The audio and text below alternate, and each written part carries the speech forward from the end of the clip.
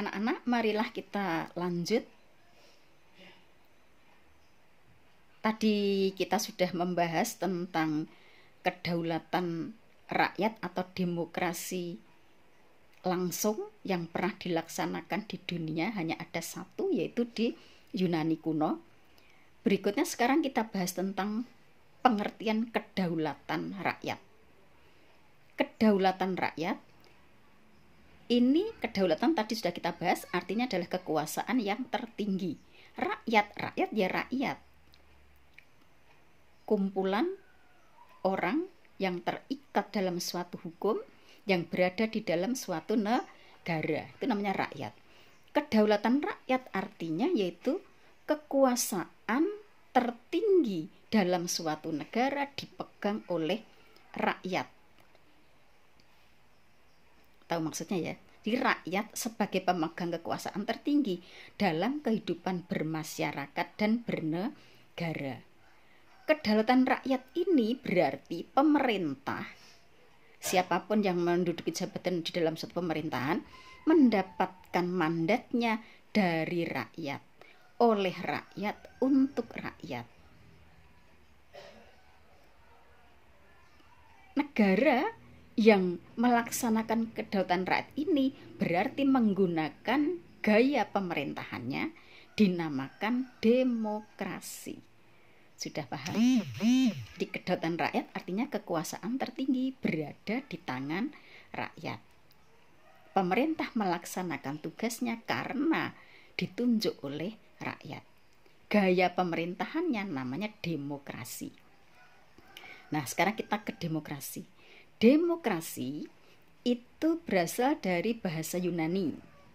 Ya, dalam pelajaran pemerintahan ini mayoritas kita memang mengambilnya dari Yunani, anak-anak, karena memang Yunani kuno itulah dulu sebagai peletak dasar untuk suatu kenegaraan atau pemerintahan gitu ya. Demokrasi berasal dari kata demos. Demos itu artinya rakyat. Dan dari kata kratos atau kratein, artinya memerintah atau pemerintah. Jadi demokrasi artinya pemerintahan di tangan rakyat atau pemerintahan dari rakyat, oleh rakyat, untuk rakyat. Ini tentang demokrasi. Nah, anak sudah bisa memahaminya. Demokrasi ya, itu nanti pelaksanaannya melalui pemilihan umum. Sehingga nanti akan ada demokrasi langsung dan demokrasi tidak langsung. Anak-anak masih ingat apa demokrasi langsung? Ya, tadi Ibu sudah menerangkan ya, kedaulatan secara langsung atau demokrasi langsung. Rakyat berkumpul dalam satu tempat, menetapkan undang-undang bersama-sama, itu namanya demokrasi langsung. Rakyat langsung membuat undang-undang dasar sendiri, membuat peraturan sendiri, demokrasi langsung. Beda lagi nanti dengan asas pemilihan umum, ada langsung, umum, bebas, rahasia, dan luber itu ya. Ini demokrasi langsung. Jadi masyarakat kumpul dalam satu tempat untuk menetapkan undang-undang sendiri, itu namanya demokrasi langsung. Sedangkan kalau demokrasi tidak langsung, itu demokrasi yang menggunakan perwakilan. Rakyat mengadakan pemilihan umum, memilih wakilnya dulu, kemudian nanti wakilnya itulah yang mengadakan sidang, rapat gitu ya, untuk mewakili seluruh rakyat di dalam pembuatan suatu peraturan-peraturan atau suatu undang-undang. Nah, ini namanya demokrasi perwakilan atau demokrasi tidak langsung. Kita akan bahas panjang lebar nanti ya. Anak-anak, saya rasa ini cukup dulu untuk pengertian kedaulatan rakyat dan pengertian demokrasi. Jadi negara yang melaksanakan kedaulatan rakyat akan menggunakan gaya dalam pemerintahannya, yaitu demokrasi.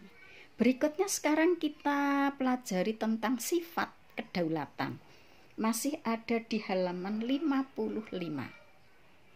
Sifat kedaulatan tadi kekuasaan tertinggi dalam satu negara, itu mempunyai 4 sifat menurut Jean Bodin yang hidup di tahun sekitar 1500.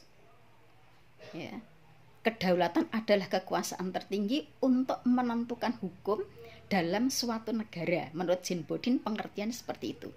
Kedaulatan adalah kekuasaan tertinggi untuk menentukan hukum dalam suatu negara yang memiliki 4 sifat. Sifat yang pertama yaitu asli. Ini kelas 8 mungkin kalian sudah pernah mendapatkan pelajarannya juga ya. Asli. Apa itu asli? Asli itu artinya kekuasaan itu tidak berasal dari kekuasaan yang lebih tinggi. Jadi kalau misalnya begini, ayah ibumu akan pergi dalam waktu 1 minggu, karena kalian merupakan anak yang terbesar di rumah itu, kalian ini diberi tugas, Mas, Mbak, tolong adik-adiknya dijaga dalam 1 minggu ini, sediakan macam-macam karena kamu sebagai anak yang terbesar. Nah, ini tidak berarti kalian memiliki kedaulatan asli, karena kekuasaannya tadi berasal dari orang tuanya. Orang tuanya masih memantaunya, setiap hari menelponnya, setiap hari menanyakan kondisi adik-adiknya. Itu namanya bukan asli. Tapi kalau yang namanya kedaulatan bersifat asli, yaitu kekuasaan itu tidak berasal dari kekuasaan yang lebih tinggi. Jadi kekuasaan itu memang yang paling tinggi. Kalau di negara kita kekuasaan yang tertinggi siapa? Rakyat. Rakyat bukan satu orang, tapi seluruh rakyat Indonesia itu memiliki kekuasaan yang tertinggi. Ini yang dinamakan asli. Nanti kita lanjut ke video berikutnya.